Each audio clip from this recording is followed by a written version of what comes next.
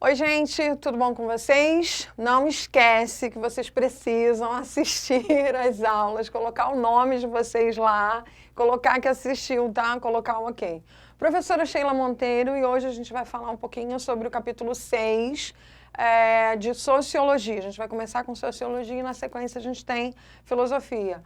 Bom, os caminhos da economia, o neoliberalismo e as desigualdades sociais. Sheila, onde que eu encontro isso? No material teórico que a gente tem, páginas 114 a 130, ok? A videoaula e o meu material que eu mando para vocês já condensado, que é esse material que eu tenho aqui como apoio. Então, a gente vai agora conceituar a questão do neoliberalismo.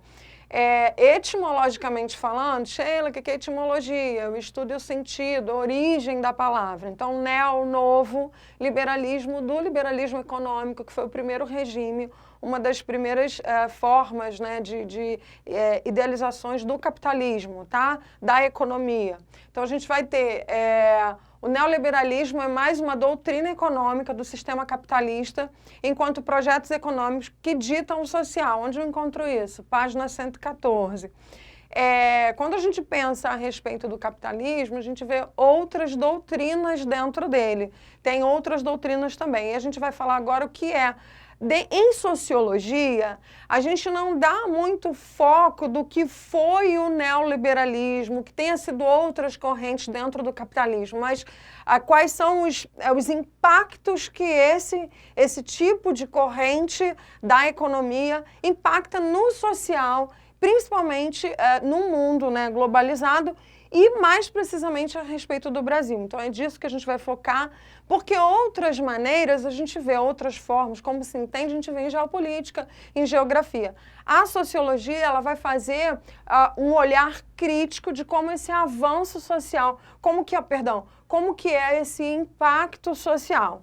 Beleza, gente? Então a gente vai avançar.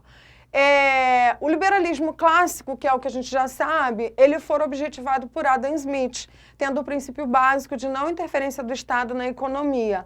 A mesma era apenas regulada pelas leis do Estado. E aí tem um porquê disso e a gente vai entender por que a não interferência do Estado na economia. Óbvio, para guardar os cofres públicos, mas a gente ainda vai falar um pouquinho mais. O neoliberalismo, enquanto conjunto de ideias políticas e econômicas do sistema capitalista, defende de maneira geral a não interferência do Estado na economia, tendo total liberdade comercial, tal como sua anterior doutrina, que era o liberalismo clássico de Adam Smith. Até aí, vocês já sabem, é só mesmo a gente já ir reprogramando as ideias para a gente compreender. O neoliberalismo e as suas principais características. O que a gente encontra no neoliberalismo para a gente poder ter uma noção de como que funciona essa doutrina dentro do capitalismo? A gente começa a compreender que ela é a mínima intervenção do Estado na economia, ok? Primeiro, vamos falar de neoliberalismo, vamos entender que é a mínima intervenção do Estado na economia. Como que funciona isso? Com abertura econômica, trazendo a livre medidas... na verdade, ela vai ter uma abertura econômica sendo livre das medidas pretensionistas que regulavam a condição de importação e exportação. Então, se eu não tenho medidas que dão aquelas pretensões de importação e exportações, se eu não estou ali o tempo todo, o Estado não está ali o tempo todo cerceando isso, eu tenho a abertura econômica, uma liberdade econômica. Óbvio, ele não vai ter que entrar com medidas econômicas ali, ok? Dando essa liberdade ou abertura econômica. Outra característica muito importante, privatizações. A gente vai ter a venda de empresas estatais e venda de serviços estatais. Então, a gente tem uma gama de privatizações, óbvio, e menos ocupação dessa questão do dinheiro público ali. Flexibilidade das leis trabalhistas. Muito importante isso e é uma questão que vai influenciar bastante, principalmente no Brasil, no mundo, mas também no Brasil. Economicamente, a flexibilidade das leis trabalhistas, diminuindo leis, direitos dos trabalhadores, para que a iniciativa privada tenha mais poder de barganha entre os trabalhadores. Ao flexibilizar as leis trabalhistas, os trabalhadores vão ter ali os colaboradores privatizando mais poder de barganha entre os seus trabalhadores. Então, os donos, os empregadores têm um poder maior de barganhar em cima dessa mão de obra de trabalho, ok? Bom, com isso, a redução dos gastos públicos. E aí, o neoliberalismo, ele entra numa condição muito mais ampla de se entender todo esse processo e ele é difundido em países específicos, ok? A partir da década de 70, a gente vai ter ali o Chile, com uma forte presença com o presidente Pinochet, a década de 73 até a década de 90, a Inglaterra com a primeira-ministra Margaret Thatcher, 79 a 1990, e nos Estados Unidos com o presidente Ronald Reagan a partir da década de 80 até o final ali em 89. E no Brasil, a gente vai ter uma outra perspectiva também em meados aí de década de 90. Mas vamos lá. É possível entender que o neoliberalismo, o Estado, ele vai trabalhar para ficar fora do conjunto econômico. E tudo isso por um objetivo básico, ou seja, redução dos gastos públicos. Quando a gente pensa a nível de um processo capitalista e quando a gente faz uma concatenação do neoliberalismo, a gente vai entender que, para um pano de fundo, para que as coisas funcionem e fiquem bonitinhas, a ideia seria ótima. Mas quem é muito mais atingido a partir do neoliberalismo são as classes mais baixas, são as classes trabalhadoras. Muito bem ali, meu amado querido que está ali. Né, Adri? Já ali me ajudando. Ah, que bonitinho. Exatamente, Adriano. Não são as classes mais privilegiadas. E aí, cadê um piloto? Que eu sou dessas, maravilhosa.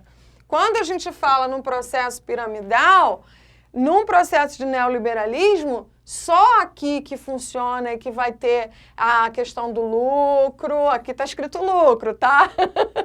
Essas classes aqui praticamente vão sofrer muitas condições. Então, num processo piramidal, o neoliberalismo, quem vai sempre usufruir do melhor é aqui em cima. Por quê? Porque o Estado, ele se exime.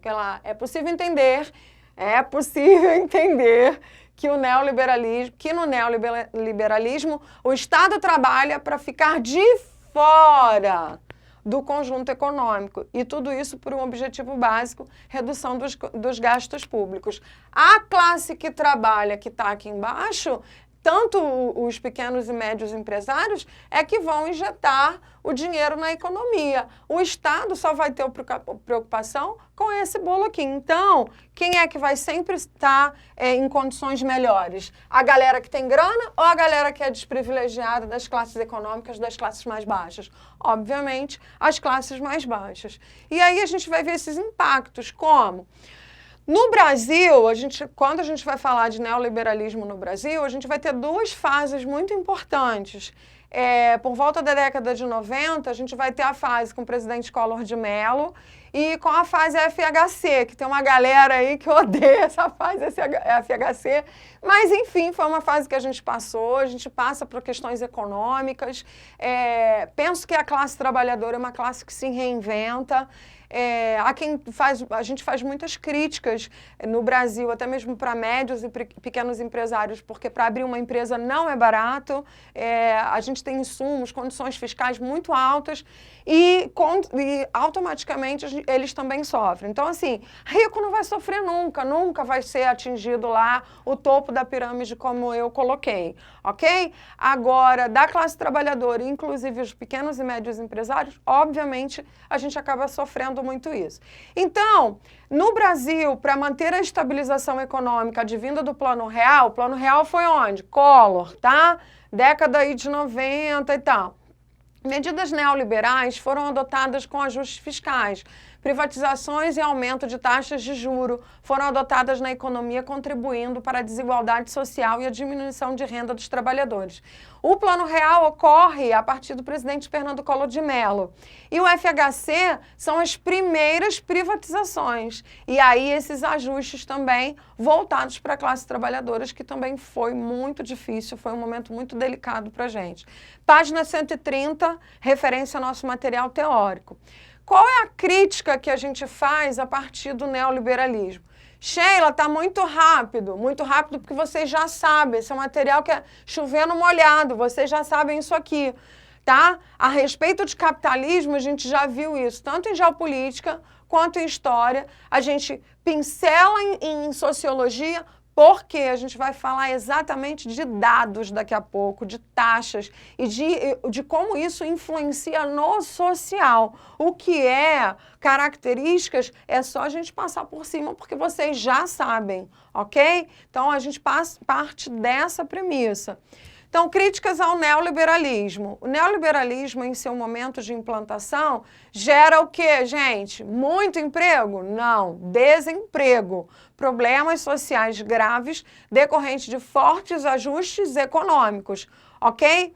Então, uma das questões mais importantes que a gente vai observar, tanto no Brasil, a gente vai falar a nível de Brasil, mas a gente sabe que isso acontece em países também com uma economia bem desprivilegiada. Então, a gente vê...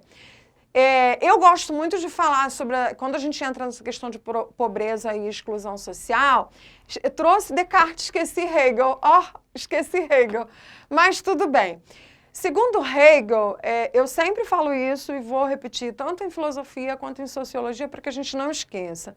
O Hegel ele vai falar do sujeito histórico. Enquanto sujeito histórico, eu só sou o meu presente porque eu tenho um passado e eu só vou chegar à frente porque eu observei e cuidei do meu presente. Só vou chegar no meu futuro se eu cuidar e observar o meu presente, que é o meu estado momentâneo.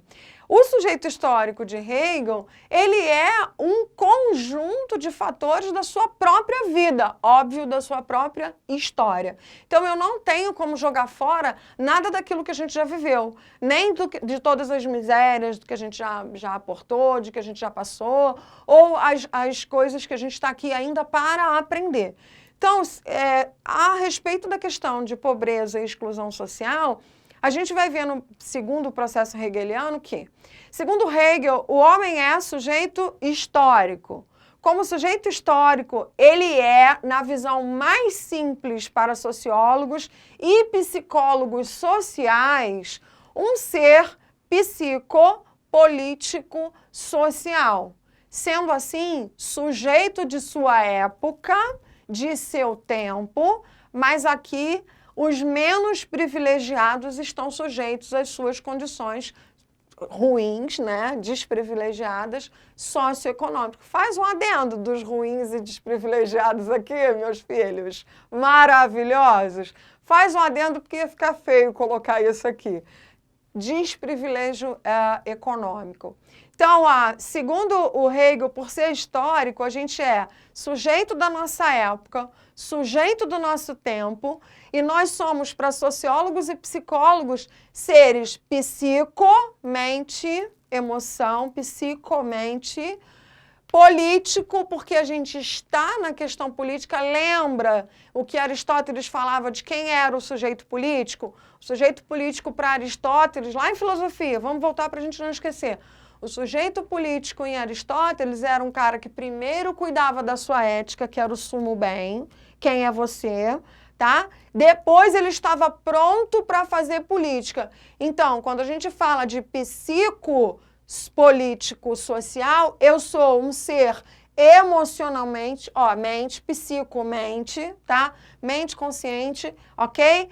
Político, porque eu me envolvo, eu tenho um posicionamento político de como me envolver e, inevitavelmente, você não é um eremita, você vive em meio social. Então, você não vive lá no topo, nem no topo da pirâmide e muito menos lá no meio da montanha, né, apartado de todos.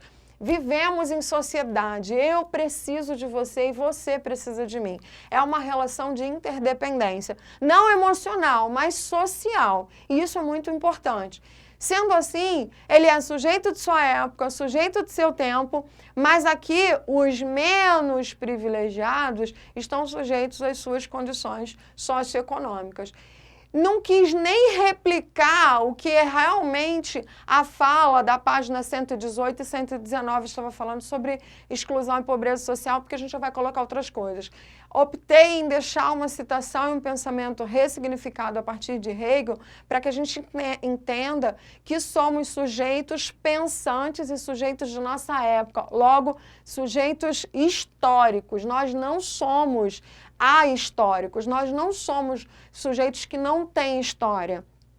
Pelo contrário, vivemos e somos a nossa própria história. Bom, partindo desse processo, dessa questão toda, automaticamente a gente tem as classes sociais, a pobreza e a exclusão social. Há uma exclusão, há uma condição excludente aí, ok? Próximo, a gente vai para a página 119, que é a ideia de desigualdades sociais mensuradas.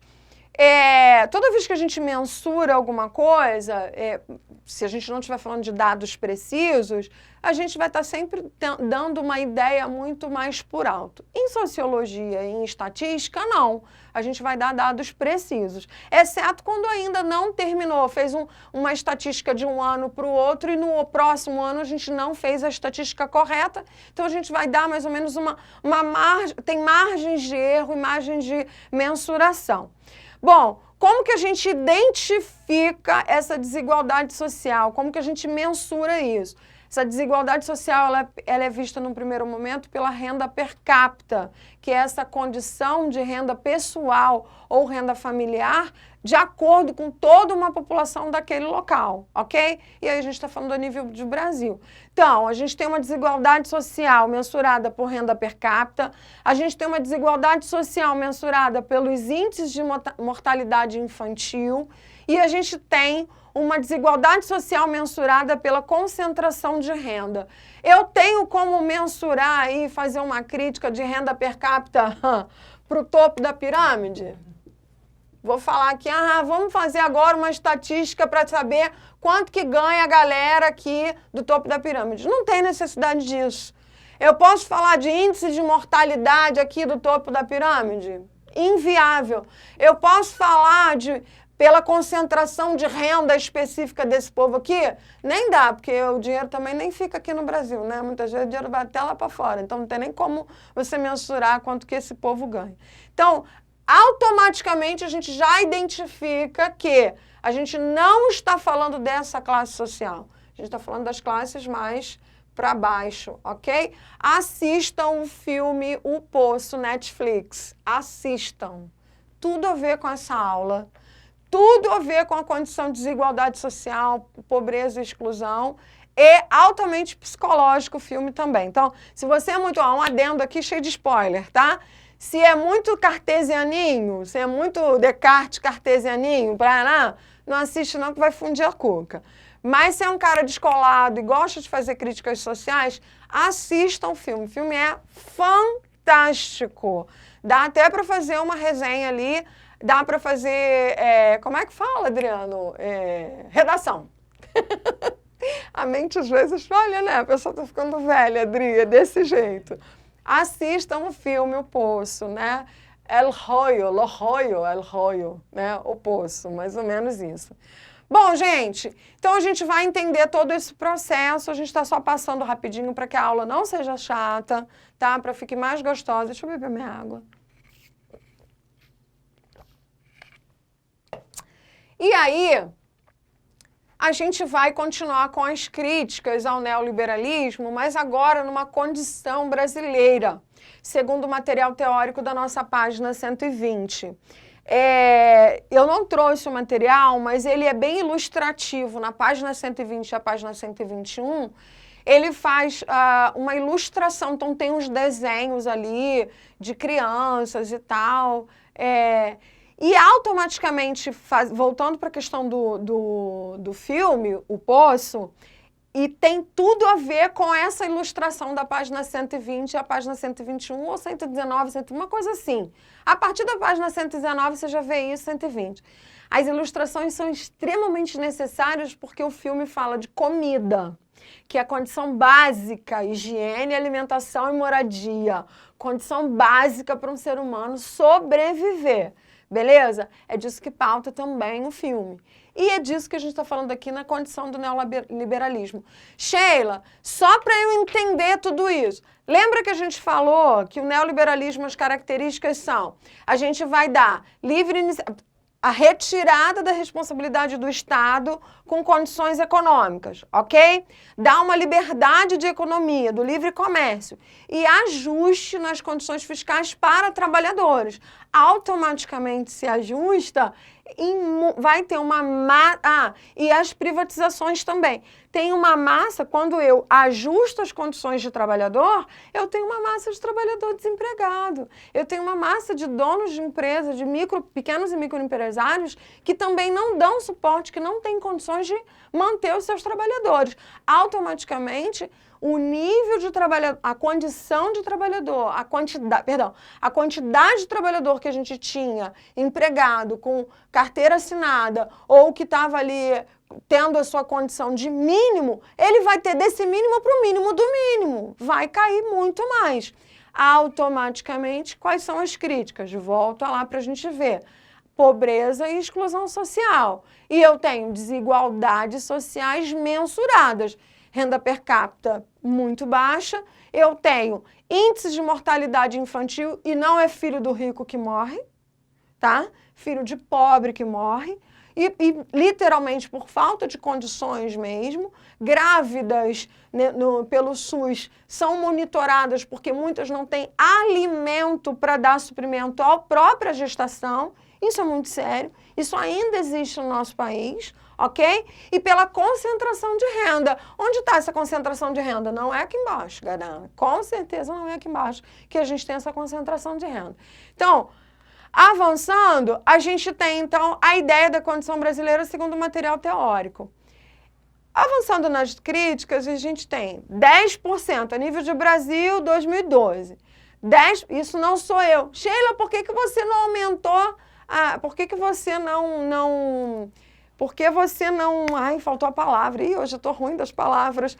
Por que você não atualizou os dados? Porque eu segui de acordo com o material. Tá aí, vocês vão bater com o material. Página 120, ok? Vai lá nas páginas 120. 10% da população, estimada em 200 milhões em 2012, vive em estado de riqueza? Pobreza. E aí, pobreza não sou eu nem você não, porque você tem iPhone, eu não tenho, entendeu? Pobreza não é a gente poder pagar um curso, é pobreza mesmo, tá? Quando a gente está falando de pobreza, a gente está falando de pobreza mesmo, ok? Imagine aí o que é uma pobreza para você, pior, que é o que a gente tem, tá? Zona Oeste, Zona Norte, a gente vai ter ali, passando por Manguinhos, Avenida Brasil, passando por Manguinhos, qual é a população de rua que a gente tem? É nesse nível de pobreza, tá? Que a gente está falando. Aproximadamente 51% dos brasileiros consomem menos... Eu achei esse dado, assim, de cortar o coração, mas vamos lá. Aproximadamente 51% dos brasileiros consomem menos do que 2.400 calorias dia. Cadê a Gisele aí numa hora dessa, né? Menos que 2.200 calorias dias, o que é o mínimo para uma vida digna. A gente está falando de população de condição de pobreza, a gente está falando de gente que come menos do que 2.400 calorias dia. Condição mínima para você se manter vivo, ok?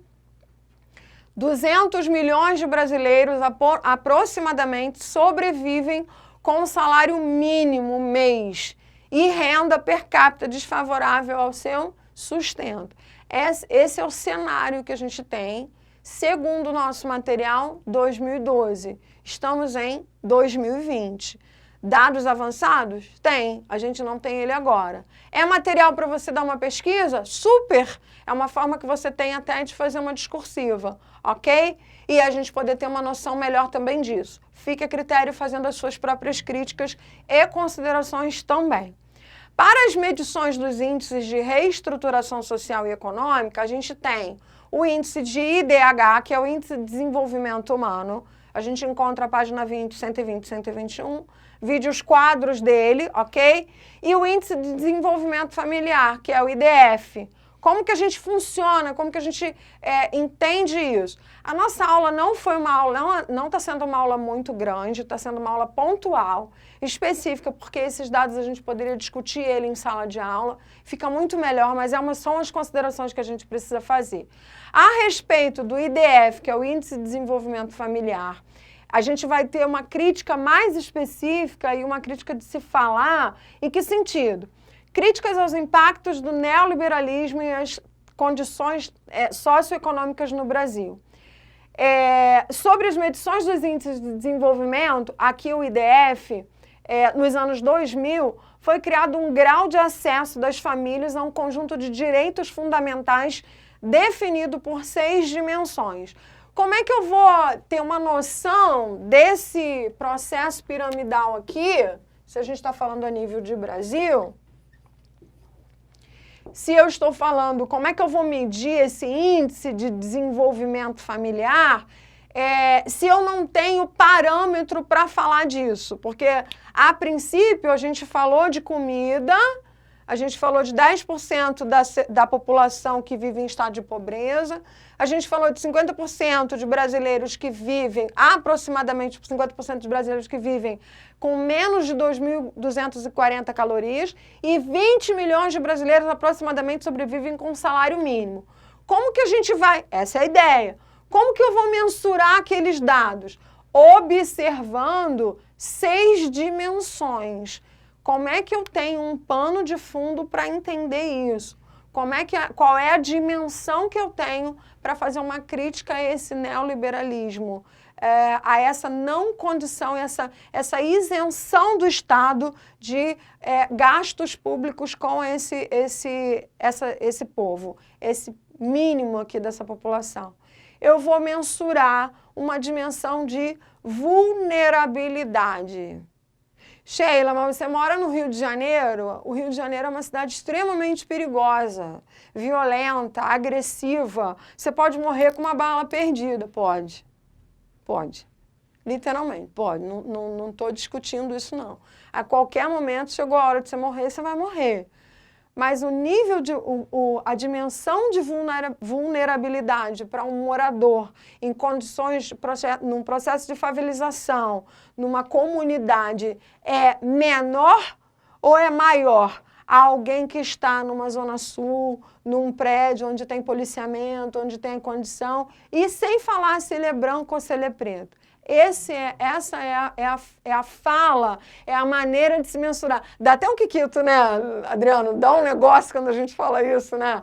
Então vivemos num mundo, vamos esquecer aqui que a gente vai falar de Rio de Janeiro ou de Brasil, vamos falar no mundo é violento? É violento. Eu posso morrer a qualquer momento? Posso morrer a qualquer momento.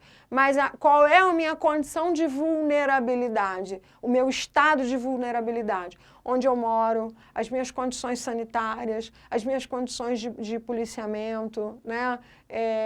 A gente está em quarentena no Rio de Janeiro, mais 15 dias, foi isso que o nosso governador colocou, não é isso? Estamos em quarentena por conta do Covid-19.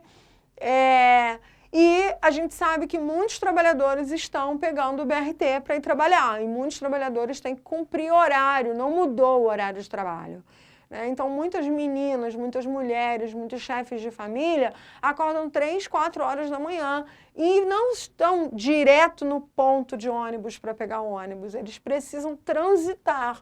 E esse trânsito também é uma condição de vulnerabilidade a se pensar. Ok? Um dos fatores, um dos pontos a se pensar.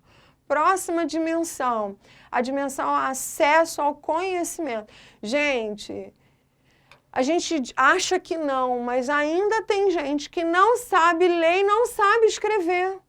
Adulto e criança. Criança, porque muitas vezes a mãe tem gente que a mãe não tem condição, não vai colocar na escola, dependendo dos seus vizinhos, não acionam o conselho tutelar e nem chamam os órgãos competentes para acionar essa mãe. Tem vergonha ou por algum outro motivo. A gente acha que hoje todos estão na escola? Não, não estão todos na escola. Há uma necessidade de se erradicar essa ideia de não escolarização. Sim, há uma necessidade disso, há um projeto, mas nem todo mundo faz isso. Então, a gente não tem acesso ao conhecimento. E eu estou falando de conhecimento básico, de letramento, de aprender a ler e escrever, porque acesso ao conhecimento mais estrito, ao conhecimento ao CCBB, tem gente que nunca foi ao Centro Cultural Banco do Brasil. Tem gente que nunca teve acesso a uma exposição de teatro. Tem gente que a uma exposição, enfim, a uma apresentação teatral, algo que também gera o conhecimento. Lembra em filosofia que o conhecimento não é só por meio específico, mas é toda a forma de saber? Então, eu não estou falando só desse conhecimento de letramento, mas num conhecimento como um todo. Se o cara tem 2.240 calorias dia para comer, Sheila, vai ao CCBB, pelo amor de Deus. Só pensar, né, bebê? Enfim, bebê. Acesso ao trabalho. O que é trabalho, né? A palavra trabalho, tripalho, a gente já falou disso, instrumento de 3 paus, né? Que era uma forma de torturar aquele que não trabalhava, não produzia adequadamente ao seu senhor.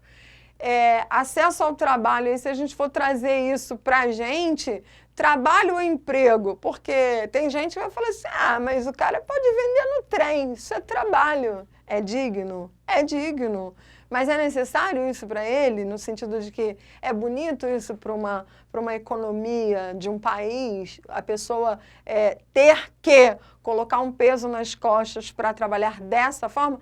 Não estou desmerecendo o trabalho de ninguém, todo trabalho é justo e necessário. Há uma crítica em cima desse tipo de trabalho.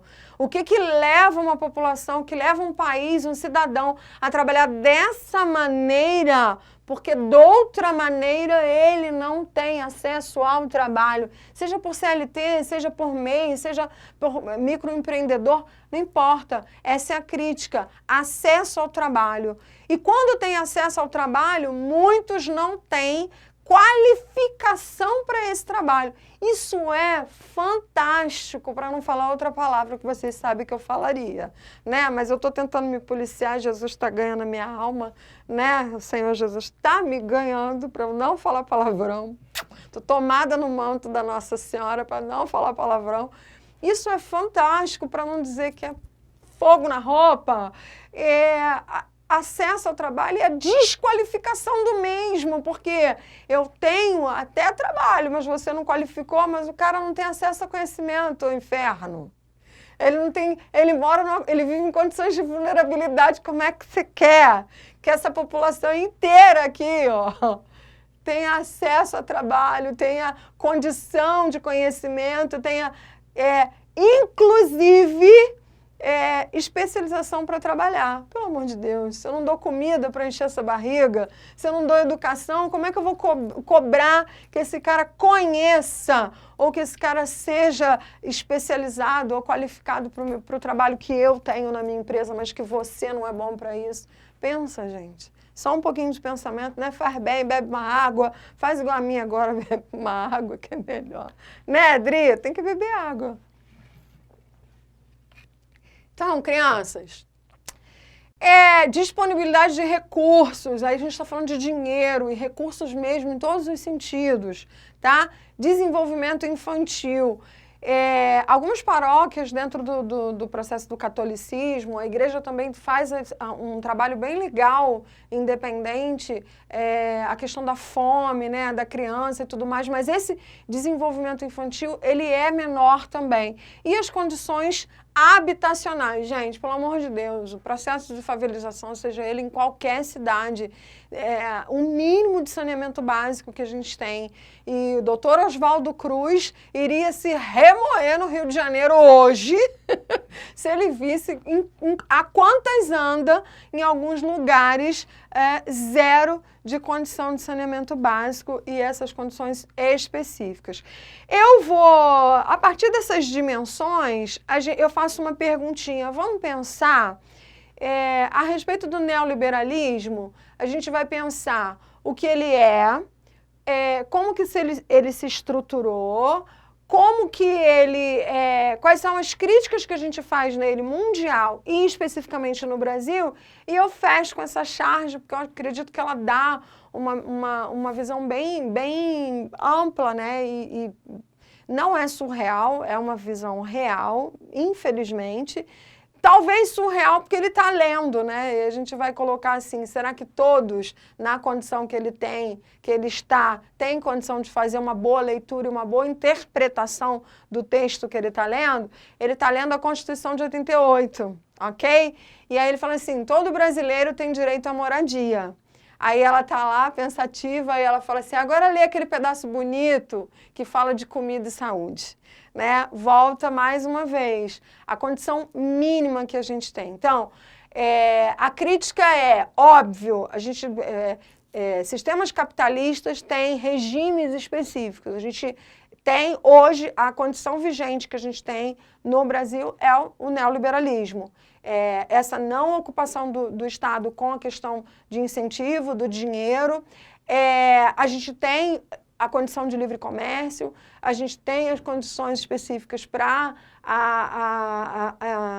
a privatização, existe isso, mas a gente também teve uma coisa que foi acirrada e muito difícil, que é mexer nas leis trabalhistas, e elas mexem com o nosso bolso. Mexem também com o bolso de pequenos e médios empresários, mas só quem vai sofrer é daqui para cá. Aqui não sofre. Então, vale pensar, fica por aqui. Não esquece de assistir a próxima aula. Um beijo para vocês. Eu tô morrendo de saudade, eu não aguento mais dar aula em vídeo. Beijo, gente. Tchau.